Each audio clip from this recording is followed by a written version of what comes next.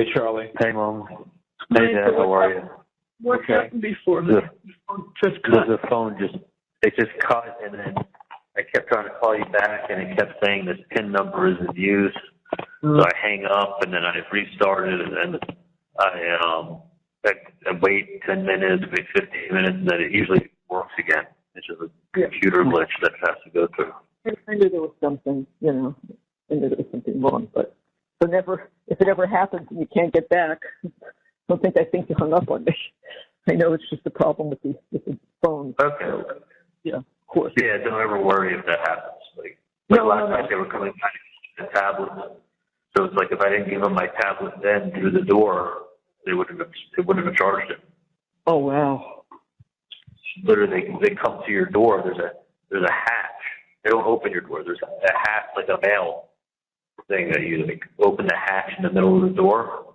That's how they pass you your food.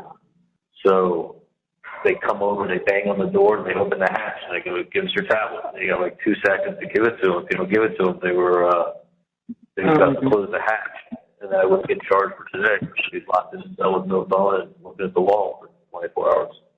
They would have cut us at some point anyway because I think we got off at like 10:43. Didn't you say they cut it at 10:45? They stopped the call. Yeah, I think we were on the phone until 10:35, 10:34.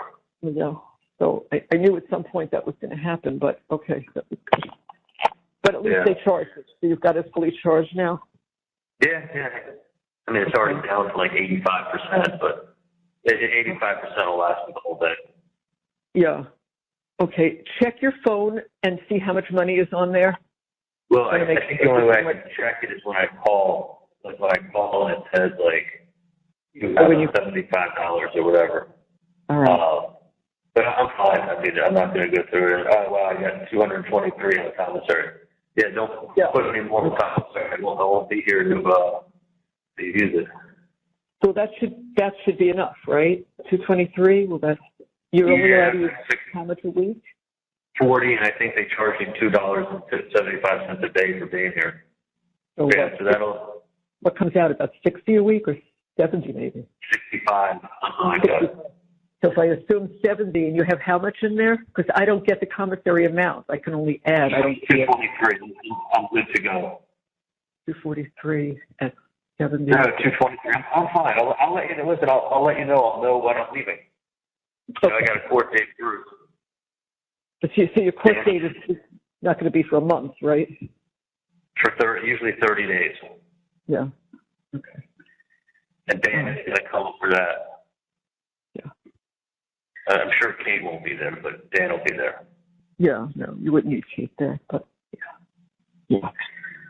Okay. So he's gonna come for that, and then I'll probably be sent. Usually the buses leave, I think Tuesday or Thursday, so depending on what day that falls on. I may be sent the next day, or I may be sent the following day. Yeah. They leave you at 2 in the morning. And where do you go from there? You said you go to a general place first, not directly from where you go. They take everybody and they bring it into intake, which is the end of all water. You broke up. Intake, which is where, honey? It's called Camp Washington, is what they call it. Oh, okay. I think it's the area. You don't know which part of the state or anything, right? Oh, I'm sure it's like an hour and a half. Can you hear me okay? Yeah. Can you hear me okay? Yeah. I do. It's a little bit fussy. I don't know if you said Tallahassee. I didn't hear what you said. No, is that better? Oh, much better. Yeah. Now I can hear you. I think it's around an hour and a half, 2 hours from here. And they have you shackled up on the bus. And they move you at like 2 in the morning. And they bring you there. And they do the whole intake process with you. So and you stay there for a little while or what? Charlie?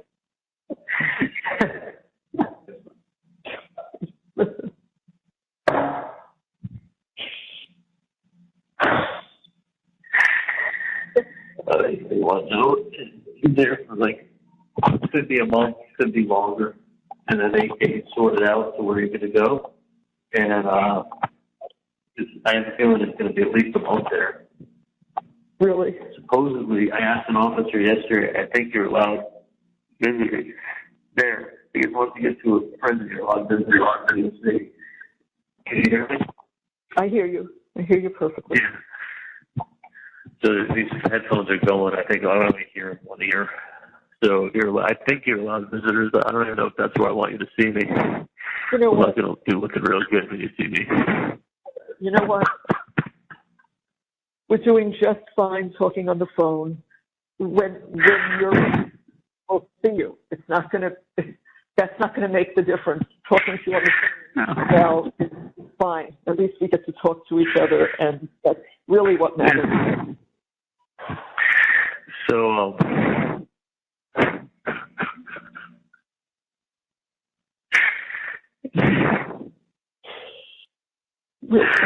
We'll always be able to talk to you, Charlie. We will always be able to talk to you at any time. anytime, Charlie. Anytime. Anytime you call. I wish we could call you, but we can't. We have to just wait. So, I'm gonna take this and they go over all the rules to teach you about prison. Like you have to have your bed made with hospital corners, and you have to have a 6-inch collar to your bed every single day. It's run like boot camp. So your bed has to be made with a folded over 6-inch collar.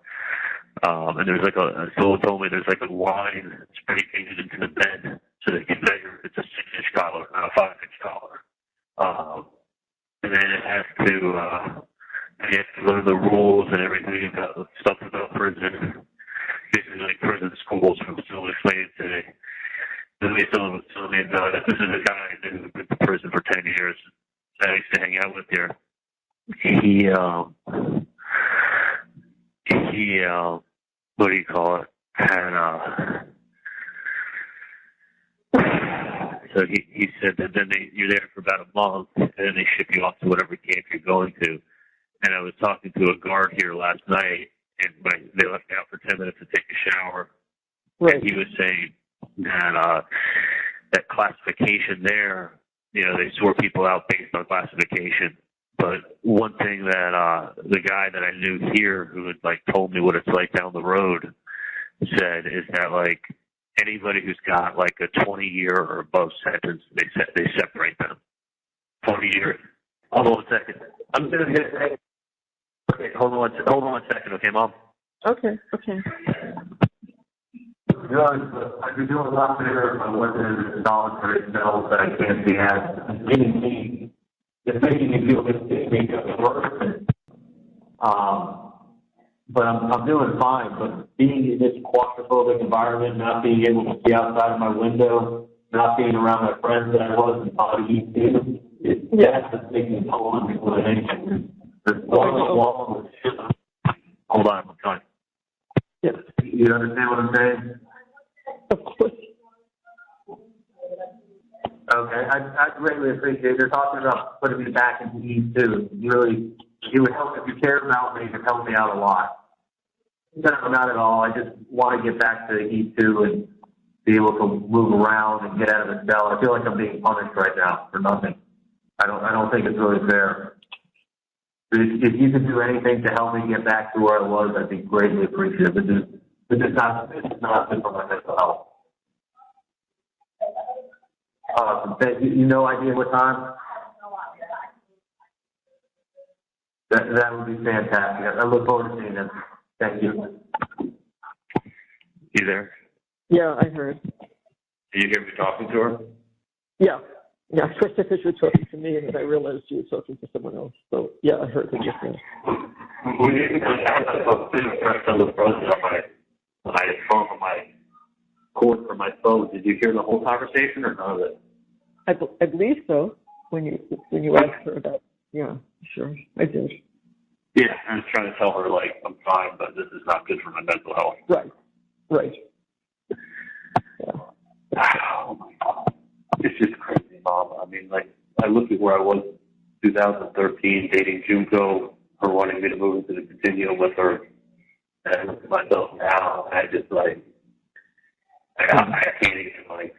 You can't. Don't even go there. It doesn't. It's not good to go there. It's not. Yeah, it just seems like a destiny from a former life, from a different time, a different person, and a different life. Like, I just got a text on my phone because we have I don't know where this is from, but there's a leak in the refrigerator that's kind of flooding the floor. And so they told us to be up at 8:20, and he just texted me he's leaving the office to come up. So give me an hour or so with this guy so we can, hopefully they could figure, an hour and a half, they could figure out what's going on here. And I will text Dan, or call him rather, after 10, just to see what's happening. And that way, if you call him, you know, you can just say, you know, has he made any calls or whatever, you know, I don't know, but just can you talk to the guy? Can you talk to me a little bit more? Yeah, I can talk to you more. Can you talk to this guy for a little bit? Sure. Yeah, the guy with the flood. Okay, so let me go in the other room because I'm not even properly dressed. So, in the other room. If he needs to check that water, let me know, honey. Okay. Dad's gonna handle it.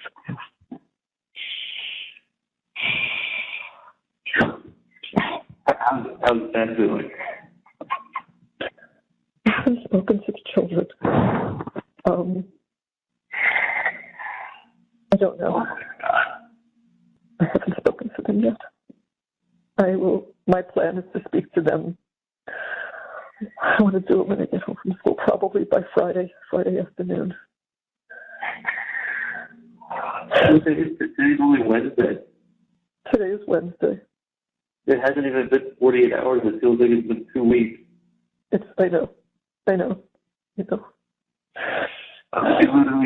literally have been locked in this box since I got back. To the jail. Let's talk to Dan. I was out of the box for 40 minutes to talk to Dan, and then 10 minutes last night to take a shower. Other than that, I've been locked in a box with shit on the wall.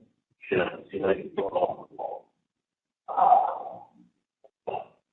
And the nurse will help when he comes, and she's like, how are you doing? I'm like, well, there's shit on the ceiling, there's blood on the walls, there's piss on the floor, you know, and I've been locked in a box for 2 days.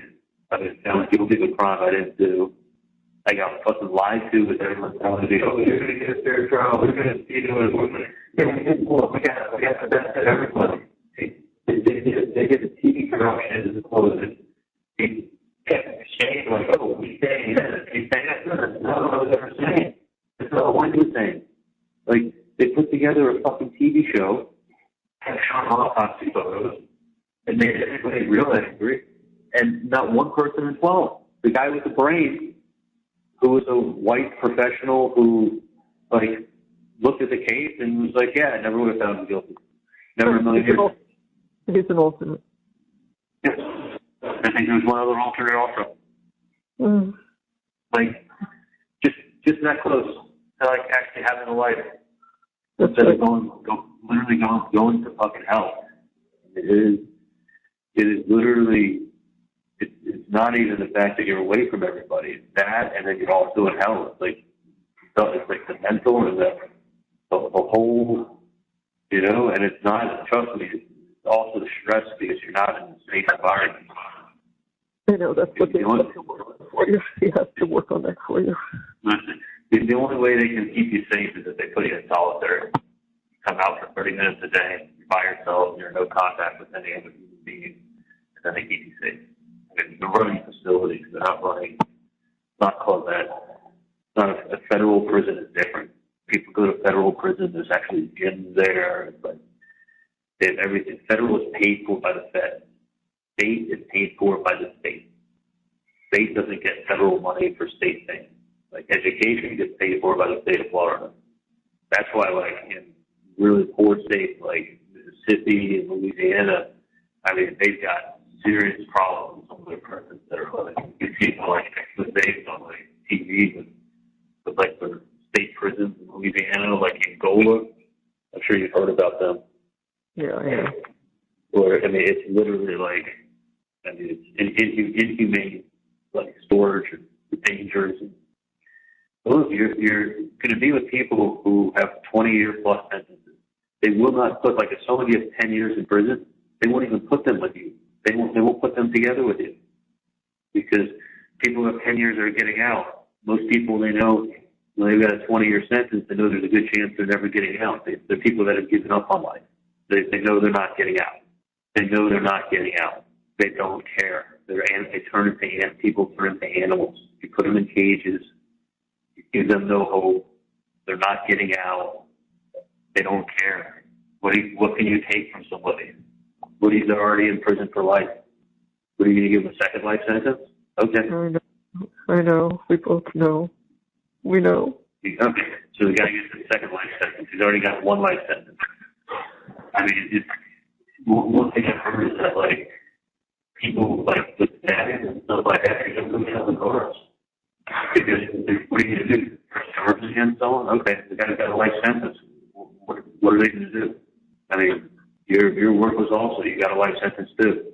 I mean, you go and you tell the police, you tell them that this guy just got stabbed by who you got stabbed by. Like, you're going to get stabbed again. And if they're like, well, we got to move him with facilities, we'll put him in another facility. Do you know that every time they transfer you, they make it public record? It's on the internet. They will know where you're going before you get there. Like, if they move you from a place in Central Florida to a place in the Panhandle, right? Whenever the transfer orders go in, it gets posted. It gets put on, it's public record. So if I got moved from Central Florida to the Panhandle of Florida, right? It gets posted. People in the Panhandle, like, let's say it's gang activity in Central Florida, then by the time you get to the Panhandle, the gang members there know who you are, know that you just told on the guy that just stabbed you in this other prison. They're going to get you there. I mean, or they don't know you're there the first day you're there, and you're just the pressure to get somebody in another facility. That's why it's like you get stabbed and you don't tell the guards who stabbed you. You can't say. Why not? Okay, so what are you going to do? Put the guy in a box for 6 months who stabbed you? Okay, they're going to get you back. That's the one thing I've heard is that with prison, supposedly you get more freedom to move around, but I've heard it's much more violent. You know, you've told me this before. The guards aren't like here in jail. The guards are with you. Like in prison, the guards aren't with the inmates. The guards don't walk around like here. The guards walk around the pod, and it's like there's cells. And then there's the center area that's about 80 feet by 40 feet. That's got in the center of the triangle where the tables and the desk is set up.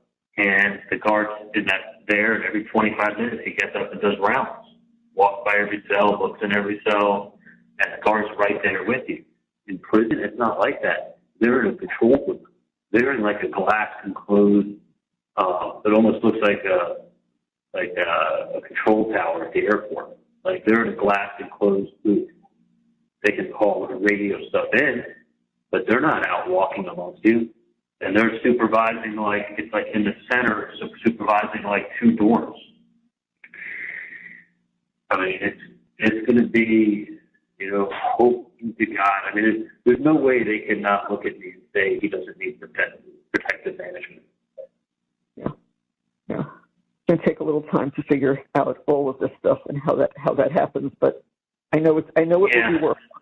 I know it will be worked on. Yeah, I know it would work. And hopefully they don't do protective management like they did here, where they're like, okay, you're just cell for, you come out an hour a day by yourself, otherwise you're sitting in your cell. You know what? Let's not think about it because we don't know. It's just conjecture. Let's hang in there, wait and see how it happens. All right? It will be looked after. So, Ollie, I don't like to say it to you. Dad, that's going to need me up front because he's not holding it together all that well, and I need to talk to the repair guy without let Dad come in here. He'll be okay. He needs to just sit alone a little bit. So I'm going to switch places with him. So, you know. I'll be fine. Yeah. Sorry. No, you just. Please. Do you want me to just let you go so you can talk to Dad? I'm not able to talk to him when he's like this. I just need to. I just want to get him into the bedroom so he can lie down, and I'll go out there with this guy for a little bit. Do you want me to talk to Dad, or just want me to just let Dad lie down? No, I want Dad to go lie down. I want you to talk to him right now. I'm sorry. I don't mean to upset you guys. No, please. It's not that. It's just that as each time he walked by, he heard some of the conversation. He's losing it. So I just want to get him to come down, lie down. I think I will give him his Xanax and let him rest, and then I have to go out. Give Dad his Xanax. I'm sorry. Look, want me to talk to Dad and tell him I'm doing good? No. I want you to talk to him later. He's just going to need to put his head down now. Okay, honey? Give him the Xanax. Yeah, I will. And call back, so you'll talk to him after. Okay, honey? When should I call back? I would say give him an hour. Just want to give him something and let him rest, and then call back. Give Dad a Xanax. I'm sorry. I didn't know that was... No. He'll feel better when he hears you with your voice like this. Okay? Want me to just talk to him for a second and tell him I'm doing okay? Yeah, hold on a second. Make it real quick. Honey? Yes. Okay. Here a second. I told Charlie that you just need to lie down for a few minutes, but okay. But he wants to just split his voice, so you know he's okay. Okay, I'm all right. Yeah, I'm all right. You know, I'm good. Yeah, I'm fine. I appreciate you guys listening. I don't need to stress you out with anything. Oh, no. I want you to be able to talk to us. It's much better if you can talk things out. Much better. Yeah, all out. It is, please. I'm gonna be fine. I'm gonna be fine. So I just want to tell you. We're here with you all the time. Please understand that. If you have to call, it's fine. But you know. Yeah. No, I love you guys. I'm sorry. I got so much running through my head. Of course you do. I know. Do. No, but I'm fine, Dad. But I would tell you take a Xanax, because if I was you, I'd be doing the same thing. If I was taking Xanax, don't. Yeah, I told him. You're better off doing that than dealing with the stress. Yeah, no, he's going to take it, lie down for a little bit, and I'll deal with this guy in the kitchen. Yeah. Okay. Okay. I'll just talk to them downstairs. Do that. I'll be fine. I'll be fine. I'll call you guys in like an hour or so. Yeah, that would be perfect. That's fine. That would be perfect. Yeah. Okay, honey? Lay down and I'm going to try to listen to the radio. Perfect. Okay. All right. We'll talk in a little bit. Love you, honey. All right. Love you guys. Take care. Love Bye. you. Love you. I got it. Thank you for watching. Please like, subscribe, and turn notifications on so you don't miss the next one.